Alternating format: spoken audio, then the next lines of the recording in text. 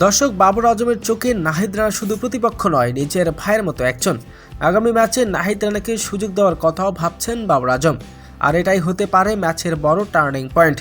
নাহিদ রানার গতির সামনে দাঁড়ানো সোজা নয়, তার বলে স্পিড দেখলে কাঁপবে প্রতিপক্ষ ব্যাটার। এটা নিশ্চিত, সুযোগ পেলে নাহিদ রানা প্রমাণ করবেন কেন তিনি এতটা স্পেশাল।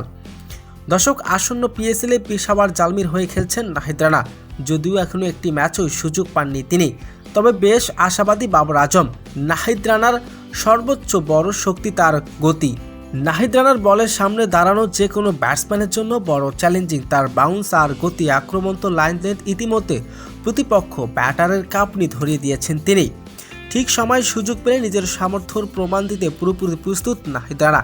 কোচিং স্টাফ এবং তার উপরে আস্থা রেখেছেন, বিশেষ করে ম্যাচের গুরুত্বপূর্ণ ব্রেক থ্রো এনে দেওয়ার সক্ষমতাও রয়েছে তার।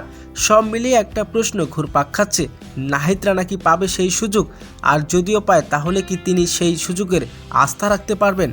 আসন্ন পিএসএলে কতটুকু পাবেন নাহিদ রানা,